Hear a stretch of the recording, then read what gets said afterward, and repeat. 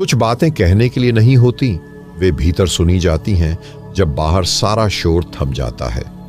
ईश्वर से बात भी कोई शब्दों का व्यापार नहीं, वह एक मौन की भाषा है जो आत्मा की गहराइयों से निकलती है। लेकिन क्या आप सच में कभी उस मौन से मिले हैं जहां ईश्वर आपको सुनता है? प्रिय साधक, आपका जीवन अत्यंत मूल्यवान है। शायद इस क्षण आप किसी ऐसे उत्तर की खोज में हैं जिसे दुनिया ने कभी ठीक से नहीं समझा। शायद आप थक चुके हैं लोगों से, विचारों से और अपने ही भीतर की उलझनों से। यह वीडियो कोई साधारण प्रस्तुति नहीं, यह एक निमंत्रण है, एक मौन की ओर, जहां आप और ईश्वर आमने सामने होते हैं। इसे केवल देखें नहीं, इसे भीतर महसूस करें जैसे कोई गहन ध्यान चल रहा हो। अगर संभव हो तो इस वीडियो को शांत चित्त से अंत तक देखें। लाइक करना आप भूल सकते हैं, पर यदि इसने आपके अंतर्मन को छू लिया हो तो नीचे अपने अनुभव जरूर साझा करें, क्योंकि किसी और की तलाश को आपका अनुभव राह दिखा सकता है। रात जब सब सो जाते हैं, कुछ आत्माएं जागती हैं। जिन्हें नींद नहीं आती उन्हें ईश्वर नहीं सोने देता, और जो सचमुच ईश्वर को सुनना चाहते हैं उनके लिए रातें कभी अंधकार नहीं लाती, वे एक मौन उजास लेकर आती हैं। आपने कभी अनुभव किया है कि नींद के ठीक पहले मन कितना पारदर्शी हो जाता है? सारे रिश्तों, सारे विचारों और सारे वादों से अलग आप सिर्फ होते हैं, बिना किसी पहचान के। वहीं से संवाद शुरू होता है। कई लोग पूछते हैं, क्या ईश्वर सच में सुनता है? अगर सुनता है तो फिर जवाब क्यों नहीं देता? मैं रोज प्रार्थना करता हूं, फिर भी जीवन में सन्नाटा क्यों है? इन सवालों का जवाब शब्दों में नहीं, अनुभव में मिलता है। और अनुभव तब होता है जब हम पूछना बंद कर देते हैं और सिर्फ सुनने लगते हैं। ईश्वर से बात करने का पहला नियम है मौन में उतरना, बिना अपेक्षा, बिना दावे, बिना सिद्ध करने की जरूरत के। क्या आप कभी चुपचाप बिस्तर पर लेटकर आंखें बंद कर सिर्फ एक बात कह सके हैं? ईश्वर, अगर तू है तो इस मौन को मेरे लिए अर्थ दे दे। शब्दों की कोई लंबी सूची नहीं चाहिए, एक सीधी, सच्ची और निस्वार्थ पुकार जो शब्दों से ज्यादा दिल से निकली हो।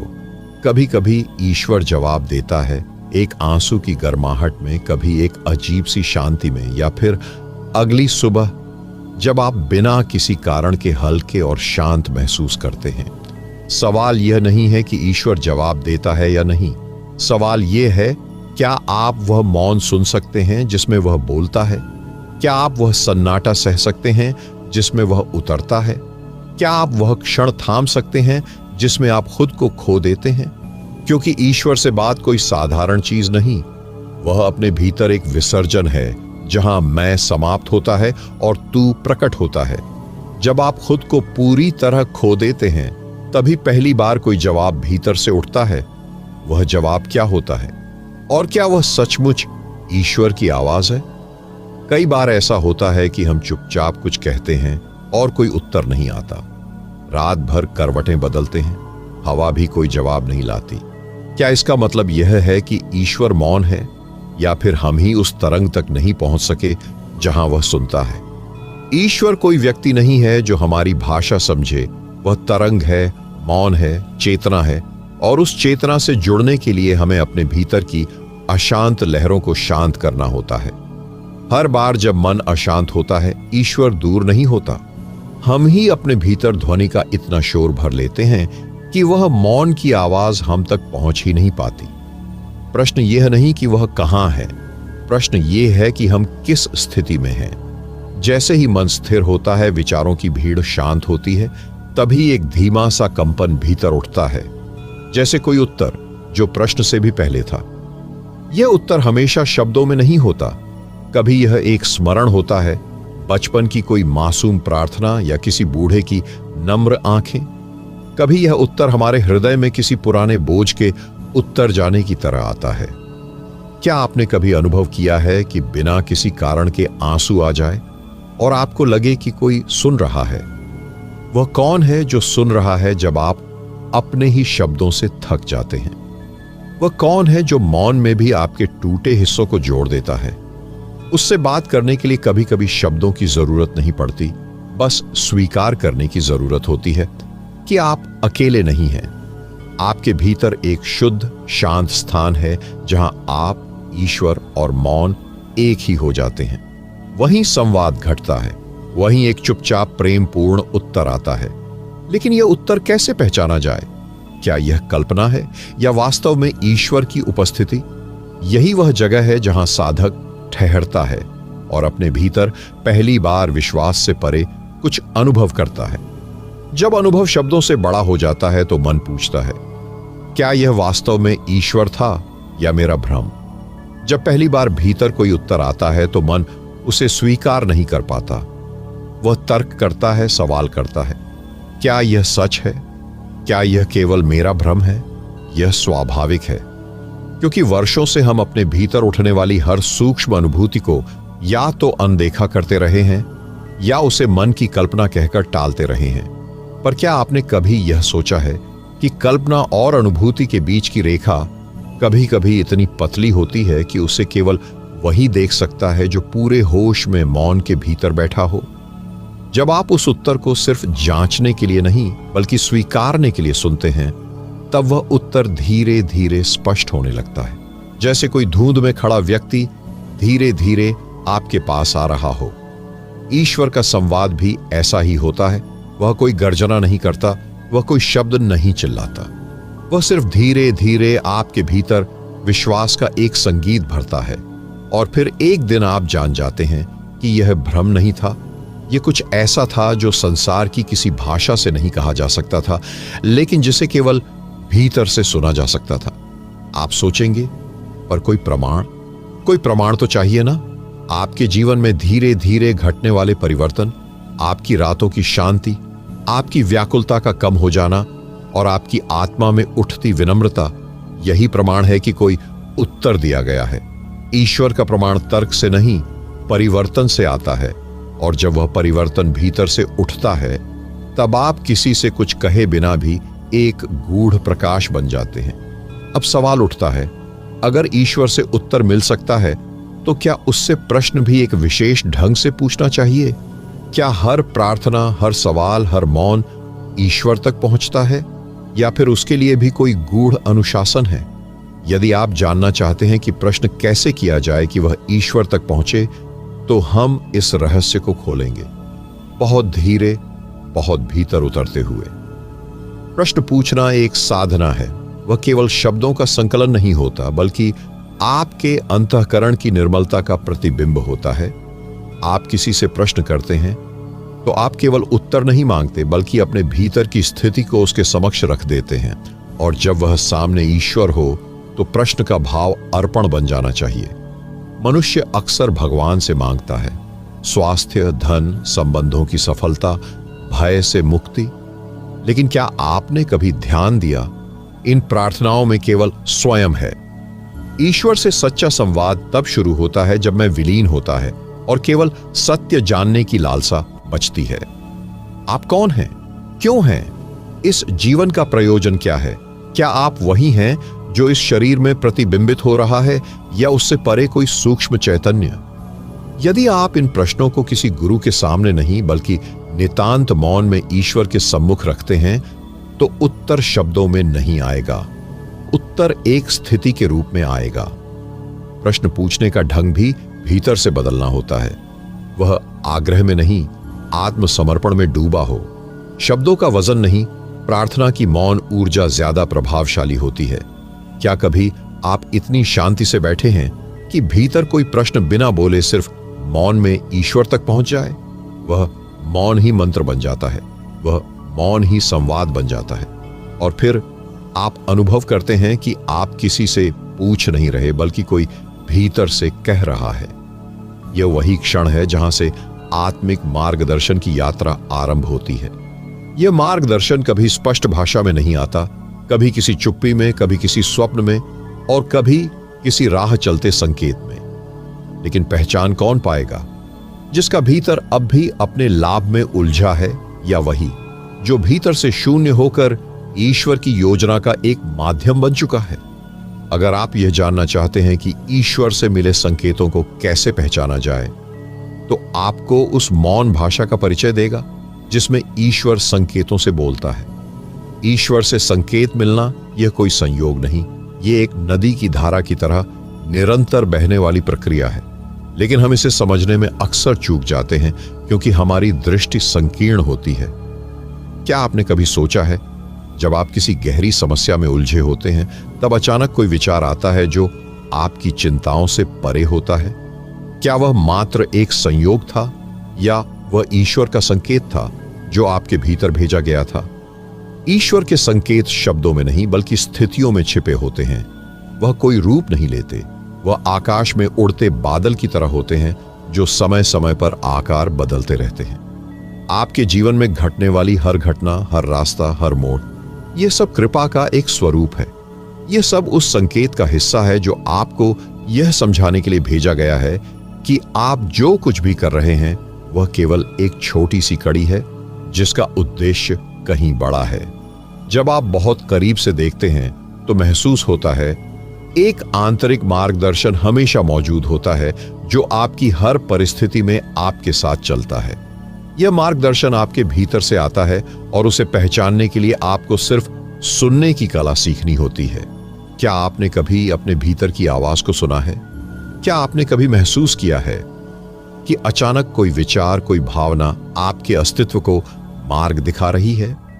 यही वह संकेत है जो आपकी यात्रा के सही दिशा को इंगित करते हैं।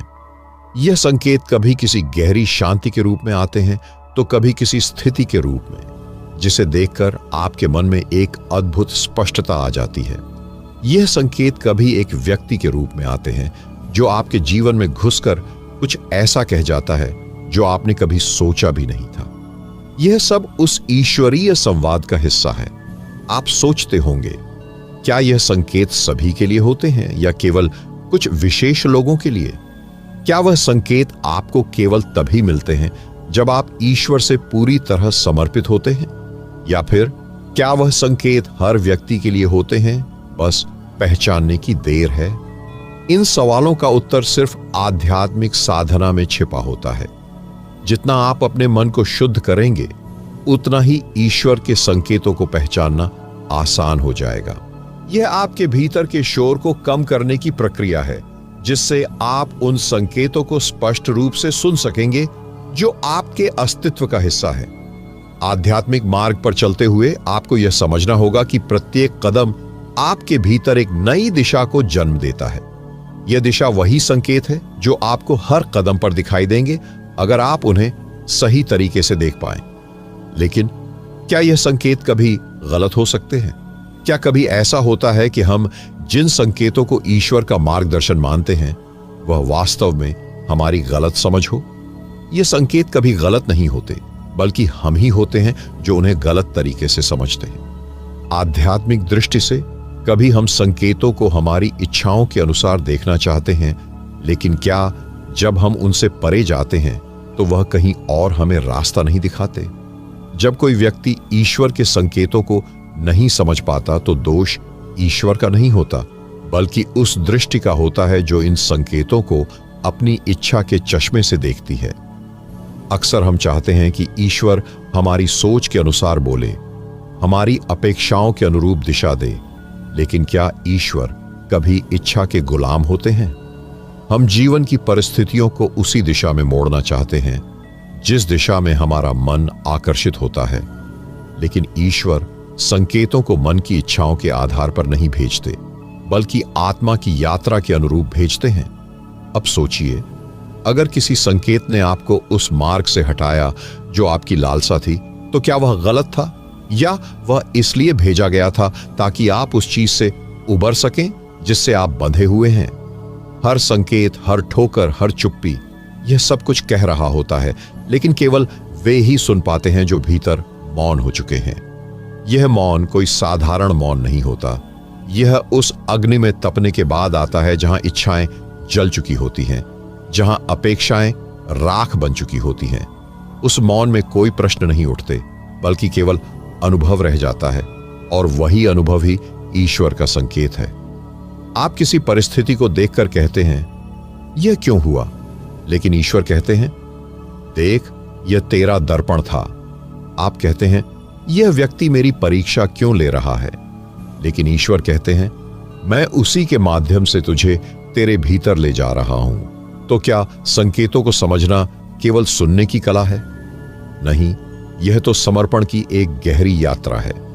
आप जितना समर्पण करते जाते हैं उतना ही आपका मन खाली होता जाता है, और जब मन पूरी तरह खाली हो जाता है तभी वह संकेतों की भाषा समझ पाता है, क्योंकि संकेत शब्दों से नहीं आते, वे मौन से आते हैं। जो व्यक्ति भीतर से शांत है, जो अपने विचारों की आवाज से ऊपर उठ चुका है, उसे संकेत चिल्लाकर नहीं बताने पड़ते। उसे तो एक हवा की सरसराहट भी दिशा दे देती है। क्या कभी आपने ऐसा अनुभव किया है कि आप एकदम चुप बैठे थे और भीतर से एक स्पष्ट उत्तर आ गया? वह उत्तर कहीं से नहीं आया, वह आपकी आत्मा के गहरे तल से उठा। वहीं पर ईश्वर हर समय बोलते हैं, वहीं पर वह हर क्षण संकेत देते हैं। लेकिन एक प्रश्न यहां उठता है, यदि ईश्वर हर क्षण संकेत दे रहे हैं तो क्या वह हमें कभी भ्रम में नहीं डालते? क्या भ्रम भी कभी एक संकेत हो सकता है? यह विचार गहरा है, क्योंकि कभी कभी ईश्वर की चुप्पी भी एक संकेत होती है। जब ईश्वर चुप होते हैं तब वे किसी उत्तर को छिपा नहीं रहे होते, बल्कि वह आपको स्वयं को खोजने का अवसर दे रहे होते हैं। ईश्वर की चुप्पी भी संवाद है, और उस चुप्पी में क्या क्या छिपा होता है जिसे सुनने के लिए आत्मा को पूरी तरह मौन होना पड़ता है। जब ईश्वर मौन हो जाते हैं तो यह उनकी अनुपस्थिति नहीं होती, बल्कि यह उनकी सबसे गहरी उपस्थिति होती है। हमने संवाद को शब्दों में बांध लिया है, जबकि ईश्वर मौन में बहते हैं। जो आत्मा भीतर पूरी तरह शांत हो चुकी होती है वही उस मौन को पढ़ सकती है जिसमें ईश्वर हर पल लिखते हैं। कभी आपने देखा है कि जब कोई प्रिय व्यक्ति सामने बैठा हो तो शब्दों की जरूरत नहीं पड़ती, सिर्फ उसकी उपस्थिति ही बहुत कुछ कह जाती है।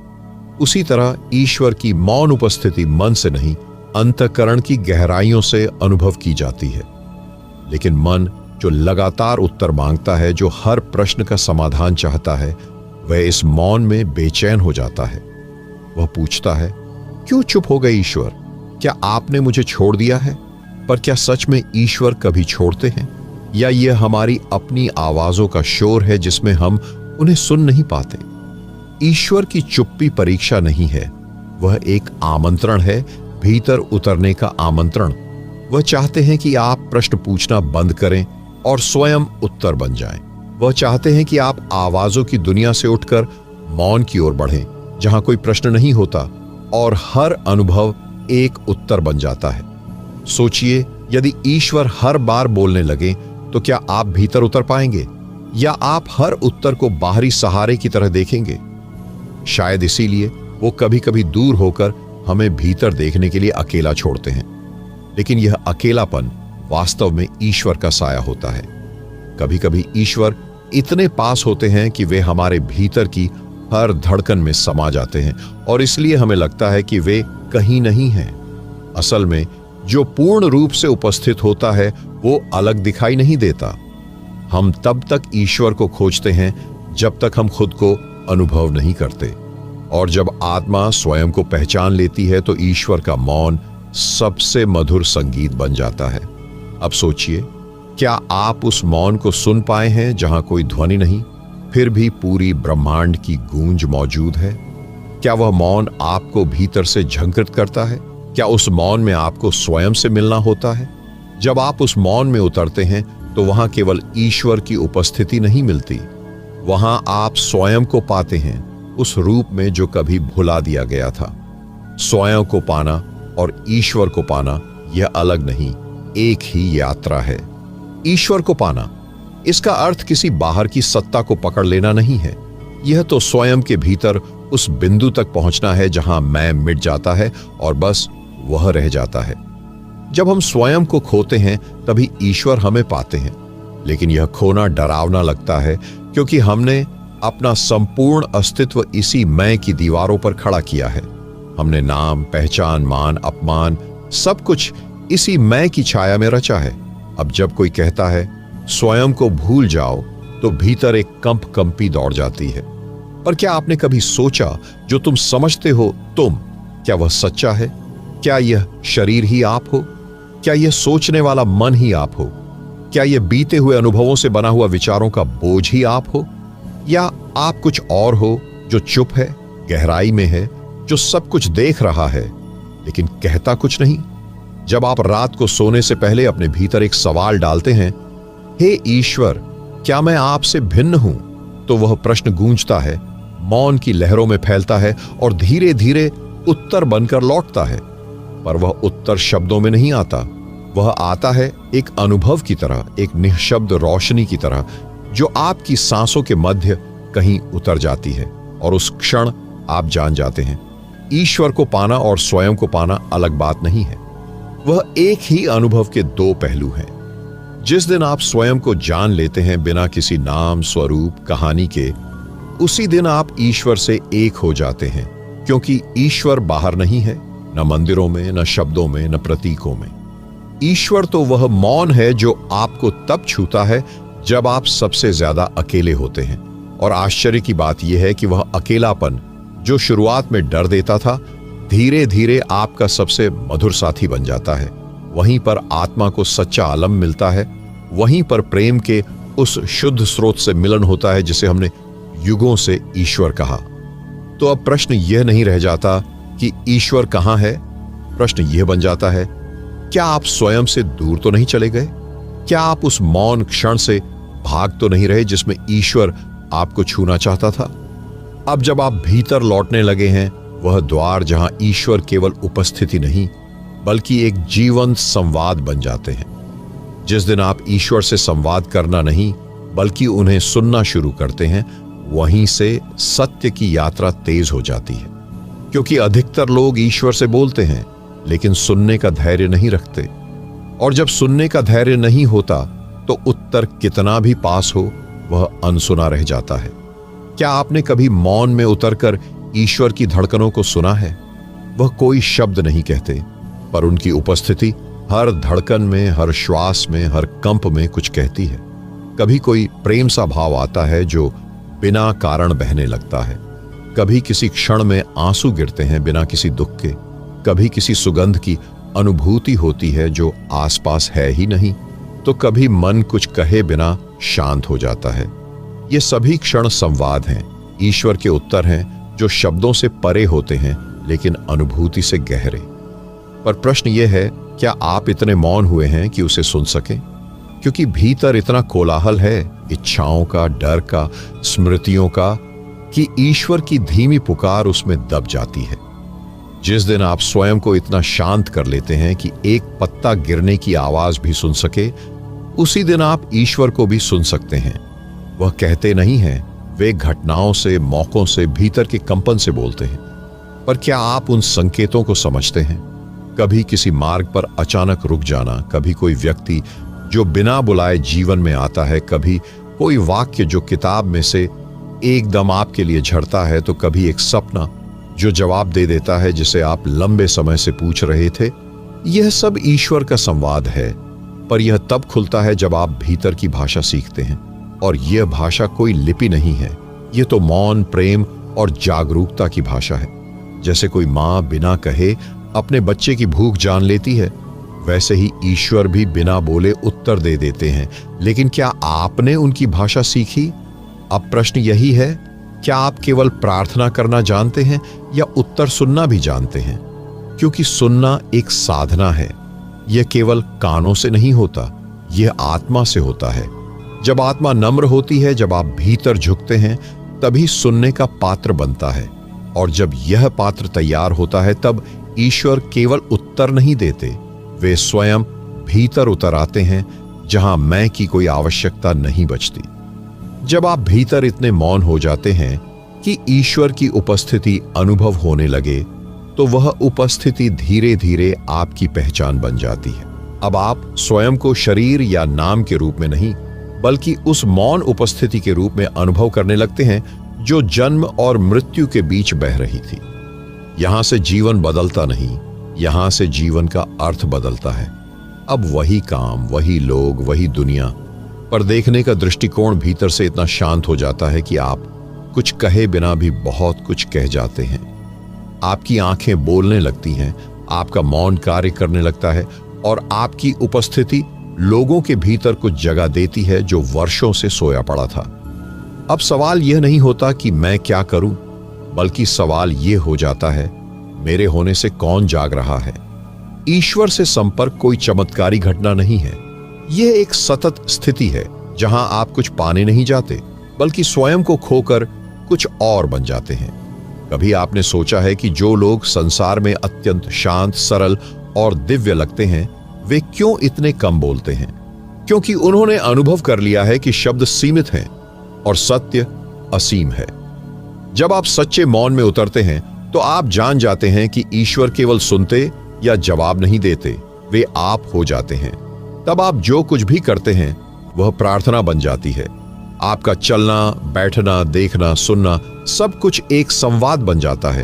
अब न पूजा करनी होती है, न मांगनी होती है, न ही किसी को समझाना होता है। अब जीवन स्वयं एक मंदिर बन जाता है और आप स्वयं उसकी आरती। पर उस बिंदु तक पहुंचने के लिए आपको एक अंतिम सत्य स्वीकार करना होगा। क्या आप तैयार हैं कि ईश्वर को पाने के लिए अपने आप को खोना पड़ेगा? और जब आप स्वयं को खोने की हिम्मत जुटा लेते हैं, तभी पहली बार आपको पता चलता है कि आप जो थे वह कभी आप थे ही नहीं। जब आप यह जान जाते हैं कि आप जो अब तक समझते थे वह कभी आप थे ही नहीं, तो भीतर एक गहरी खाली जगह बनती है। वह खाली जगह डरावनी नहीं होती, बल्कि वह एक आमंत्रण होती है ईश्वर को प्रवेश देने के लिए। आपने जो कुछ भी अपने होने का प्रमाण समझा था, नाम, पहचान, भावनाएं, आदतें, विचार, सब कुछ एक एक करके गिरने लगता है। और जैसे जैसे ये परतें गिरती हैं, भीतर से एक नई अनुभूति जागती है, मैं हूं, पर मैं वह नहीं हूं जो तुमने सोचा। अब प्रश्न उठता है, जब सारी परतें गिर जाएंगी तो शेष क्या बचेगा? क्या शून्य या शुद्ध अस्तित्व? यह वही क्षण होता है जब ईश्वर का स्पर्श अनुभव नहीं होता, बल्कि वह आप बन जाता है। अब न कोई मैं बचता है, न कोई वह, बस एक पूर्णता शेष रहती है जिसमें न मांग है, न भय है, न चाहत। आप जीवन को पकड़ना बंद कर देते हैं। अब आप जीवन को बहने देते हैं। जैसे नदी को रोका नहीं जा सकता, वैसे ही इस स्थिति को न कोई रोक सकता है, न समझा सकता है। यह अनुभव किसी और को समझाना संभव नहीं, यह केवल जिया जा सकता है। क्या आपने कभी यह अनुभव किया है कि आप किसी को देख रहे हैं और अचानक वह चेहरा ईश्वर की झलक बन जाता है? कभी किसी पुराने पेड़ के नीचे बैठते हुए आपने वह मौन महसूस किया है जहां आपको कोई उत्तर नहीं चाहिए? वहीं से प्रारंभ होता है वह संवाद जिसमें कोई भाषा नहीं, फिर भी सब कुछ स्पष्ट हो जाता है। क्या आप उस क्षण तक पहुंच पाए हैं जहां विचार रुक जाते हैं पर जागरूकता जागती रहती है? क्या आप तैयार हैं अपने भीतर उस द्वार तक जाने के लिए जहां जाने वाला कोई लौटकर पहले जैसा नहीं रहता? क्योंकि जो एक बार उस मौन द्वार को पार कर जाता है, वह इस दुनिया को उसी आंख से देखता है जिससे ईश्वर स्वयं देखता है। कई बार ईश्वर की उपस्थिति शब्दों में नहीं, बल्कि एक अदृश्य स्पर्श में प्रकट होती है। जैसे कोई देख नहीं रहा, फिर भी कोई भीतर तक जान रहा है। आप मंदिर में न झुके हों, व्रत न रखे हों, मंत्र न बोले हों, लेकिन फिर भी आपके भीतर एक अदृश्य दीपक जल उठता है। क्यों? क्योंकि ईश्वर आपके कर्मों से नहीं, आपकी जागरूकता से उत्तर देता है। वह पूछता नहीं, सुनता नहीं, सिर्फ प्रतिबिंबित करता है जो आप भीतर हैं। यदि आप भीतर मौन हैं तो ईश्वर भी मौन में उतर आता है। यदि आप भीतर विह्वल हैं तो ईश्वर भी उस विह्वलता को अपने होने से भर देता है। यही कारण है कि कोई रोते हुए उसे पा लेता है और कोई वर्षों की पूजा के बाद भी खाली हाथ लौटता है। क्या आपके भीतर कभी यह प्रश्न उठा है कि यदि ईश्वर सदा हमारे साथ है तो फिर हम इतना अकेलापन क्यों महसूस करते हैं? कहीं ऐसा तो नहीं कि हम उसे सुनने से अधिक बोलते हैं, या फिर हमने उसे अपनी अपेक्षाओं की दीवारों में कैद कर रखा है? ईश्वर कभी आपके ढंग से प्रकट नहीं होता, वह केवल अपने मौन से उतरता है और उसी मौन में आपको आपकी ही आंखों से आपसे मिलवाता है। क्या आपने कभी सोचा है, जब आप चुपचाप किसी प्रश्न के साथ बैठते हैं और उत्तर बिना किसी आवाज के भीतर उतरता है, वह कौन देता है? क्या वह आपकी बुद्धि है, या वह कोई ऐसा है जो सदा आपके भीतर था पर आप कभी रुककर उसे सुन नहीं पाए? हर उत्तर तभी आता है जब आप स्वयं को पूरे अस्तित्व के आगे पूर्ण समर्पण में छोड़ देते हैं। तब भीतर एक अदृश्य कमल खिलता है जिसकी सुगंध बाहर नहीं जाती, वह आपको ही भीतर से स्नान करा देती है। और यही स्नान ईश्वर से संवाद की पूर्ण तैयारी है। यह संवाद भाषा में नहीं, संवेदना में होता है। यह संवाद समय में नहीं, शाश्वत क्षण में होता है। क्या आप उस क्षण को पहचान सकते हैं जहां कोई घड़ी नहीं चलती, कोई नाम नहीं होता, फिर भी सब कुछ होता है? क्या आप उस मौन क्षण को पूरे हृदय से जीने के लिए तैयार हैं? क्योंकि जब मौन इतना गहरा हो जाता है कि उसमें स्वयं की भी आहट न रहे, तब वही मौन ईश्वर की सर्वाधिक स्पष्ट भाषा बन जाता है। जब मौन इतना गहरा हो जाए कि उसमें स्वयं की भी परछाई न बचे, तब वही मौन ईश्वर का प्रथम उत्तर बनता है। उस मौन में न शब्द होते हैं, न ध्वनि, न पहचान, न प्रयोजन, फिर भी वह सब कुछ लिए हुए होता है जिसके लिए जीवन भटकता रहा। उस मौन में उतरने का साहस बहुत कम लोगों में होता है, क्योंकि वहां न आत्मा कुछ मांग सकती है और न ही कुछ समझा सकती है। आप वहां होते हैं, पर जैसे कोई आप रहा ही न हो। क्या आपने कभी उस क्षण को अनुभव किया है जहां आप सब कुछ होकर भी कुछ भी नहीं होते, जहां देखने वाला भी आप हैं, देखा जाने वाला भी आप हैं और देखने की प्रक्रिया भी आप ही में लय होती जा रही है? उस अनुभव में ईश्वर कोई और नहीं होता, बल्कि वही हो जाता है जिसे आप अब तक मैं कहते आए थे। अब प्रश्न यह उठता है, क्या आप सचमुच अपने भीतर उतरने को तैयार हैं, या आप अब भी बाहर किसी चमत्कार की प्रतीक्षा में हैं? क्या आप ईश्वर को केवल एक विचार मानते हैं, या एक ऐसा अनुभव जो आपकी समूची सत्ता को एक बार में जलाकर राख कर दे और फिर उसी राख से नवजीवन को जन्म दे? उस मौन में बैठते ही सारे प्रश्न शांत हो जाते हैं, क्योंकि वहां प्रश्न पूछने वाला ही पिघलने लगता है। तब वहां केवल एक उपस्थिति बचती है जो न स्त्री है, न पुरुष, न युवा है, न वृद्ध, न भक्त है, न भगवान, बल्कि एक ऐसा होना जो हर नाम और रूप के परे है। क्या आपने कभी किसी विचार के बिना कुछ पल बिताए हैं? बिना भविष्य के भय, बिना अतीत के बोझ, बिना अपेक्षा, बिना निर्णय? क्योंकि यदि आपने ऐसा किया है तो आपने उस क्षण ईश्वर को स्पर्श किया है। ईश्वर को जानने के लिए आपको उससे मिलना नहीं पड़ता, आपको केवल उसमें खो जाना पड़ता है। और जब मैं पूरी तरह मिट जाता है, तब जो बचता है वही सत्य का निर्वचन रूप है। जिस क्षण आत्मा अपने मैं को पूरी तरह त्याग देती है, उसी क्षण वह उस अस्तित्व को छू लेती है जिसे शब्दों में बांधना पाप सा लगता है। वह अनुभव शब्द नहीं चाहता, वह केवल मौन में फलता है। ईश्वर को जानने का अर्थ कभी यह नहीं था कि आप उसे सिद्ध करें, बल्कि यह था कि आप स्वयं को विसर्जित करें। आपका ज्ञान, आपकी तपस्या, आपकी सिद्धियां सब उस दिव्यता के समक्ष रेत के कण हो जाते हैं। वहां कोई अर्जन नहीं चलता, केवल विसर्जन होता है। क्या आपने कभी स्वयं को पूर्ण समर्पण में अनुभव किया है, जहां न कोई नियंत्रण था, न कोई विचार, न कोई नाम? उस अवस्था में जब आप स्वयं को भूलते हैं, तो ही ईश्वर स्वयं को याद दिलाता है। ईश्वर कभी बाहर नहीं होता, वह तो वही क्षण होता है जब आप मैं नहीं होते। जब एक साधक हर विचार, हर भावना, हर मुझे चाहिए को छोड़ देता है, तो वह वहां पहुंचता है जहां शून्य बोलता है और मौन उत्तर देता है। वहां ना समय रहता है, न दिशा, ना ही कोई अंतिम लक्ष्य। तब साधक कुछ पाना नहीं चाहता, बल्कि केवल होने की असीम गहराई में खो जाता है। वही खो जाना ईश्वर से मिल जाना है। क्या आप तैयार हैं अपने भीतर के उस मौन से संवाद करने को, जो कोई भाषा नहीं बोलता लेकिन आपकी आत्मा को अंतिम सत्य का स्पर्श देता है? क्या आप उस मौन में एक क्षण के लिए भी पूर्णतया समर्पित होकर बैठ सके हैं? यदि हां, तो आप जानते हैं कि वही क्षण सत्यों का जन्म स्थान होता है। तब वह मौन कोई अनुभव नहीं रह जाता, बल्कि वही आपकी अंतिम पहचान बन जाता है।